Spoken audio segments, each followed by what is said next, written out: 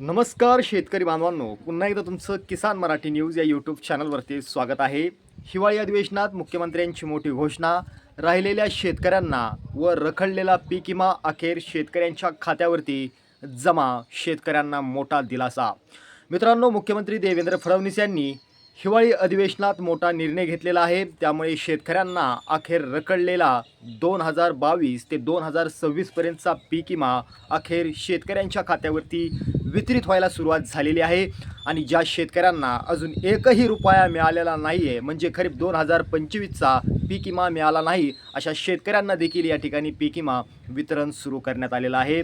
तर बघा शेतकरी बांधवांनो, आज हिवाळी अधिवेशनात मोठा निर्णय घेण्यात आला.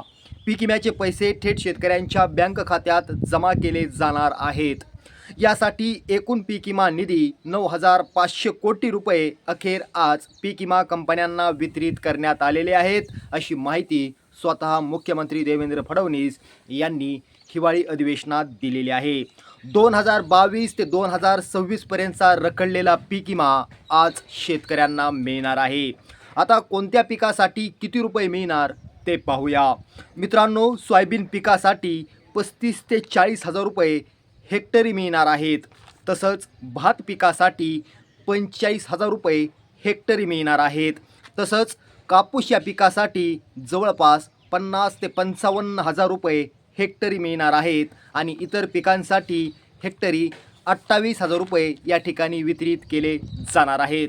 पैसे कसे जमा होणार ते पाहूया. ज्या शेतकऱ्यांचे आधार लिंक किंवा KYC प्रक्रिया पूर्ण आहे, अशा शेतकऱ्यांना त्यांच्या खात्यात थेट DBTद्वारे ही रक्कम जमा केली जाणार आहे.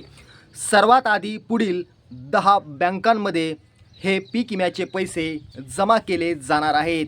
यामध्ये 1 number Canara Bank, 2 number HDFC Bank, त्यानंतर Bank of India, Central Bank, Union Bank, Bank of Maharashtra, Post Bank, जिल्हा सहकारी bank, Yes Bank, State Bank of India या 10 बँकेत खाते असलेल्या शेतकऱ्यांना सर्वात आधी पीक विम्याची रक्कम मिळणार आहे, अशी माहिती स्वतः मुख्यमंत्री देवेंद्र फडणवीस यांनी हिवाळी अधिवेशनात दिलेली आहे.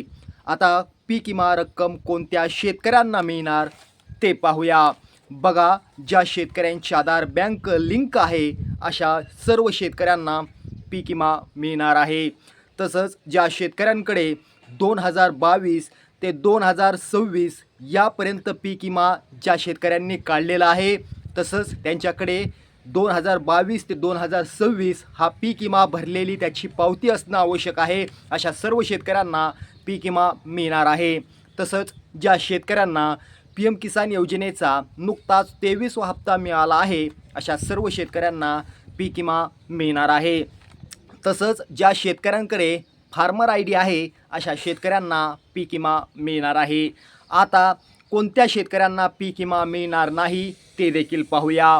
ज्या शेतकऱ्यांनी फार्मर ID काढलेलं नाही आहे, अशा शेतकऱ्यांना पीक विमा दिला जाणार नाही आहे. तसंच ज्या शेतकऱ्यांनी बोगस कागदपत्र दाखवून पीक विमा भरला आहे, अशा शेतकऱ्यांना देखील पीक विमा मिळणार नाही आहे, असं स्पष्टपणे या ठिकाणी मुख्यमंत्री देवेंद्र फडणवीस यांनी हिवाळी अधिवेशनात सांगितलेलं आहे. तसंच ज्या शेतकऱ्यांचं बँक खातं आधार कार्डशी लिंक नाही, अशा शेतकऱ्यांना देखील पीक विमा मिळणार नाही आहे, असं स्पष्टपणे या ठिकाणी सांगण्यात आलेलं आहे.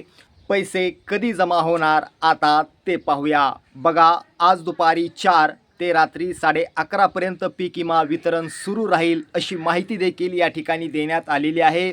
यामध्ये जर पाहिलं तर छत्रपती संभाजीनगर, लातूर, बीड, परभणी, जालना, नांदेड, हिंगोली, यवतमाळ, रायगड, बुलढाणा, रत्नागिरी, धुळे, सिंधुदुर्ग, नंदुरबार, नाशिक, अहिल्यानगर आणि जळगाव या जिल्ह्यातील शेतकऱ्यांना आज दुपारी 4 वाजल्यापासून पीक विमा वितरण सुरू करण्यात येणार आहे. म्हणजे या शेतकऱ्यांच्या खात्यावरती आज 4 वाजल्यापासून पीक विमा जमा व्हायला सुरुवात होईल.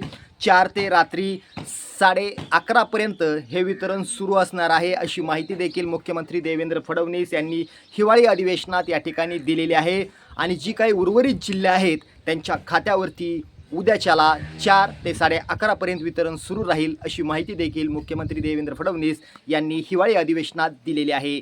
शेतकरी बांधवांनो, असेच व्हिडिओ पाहण्यासाठी आत्ताच किसान मराठी न्यूजला सबस्क्राईब करा. पुन्हा भेटूया. जय हिंद, जय महाराष्ट्र.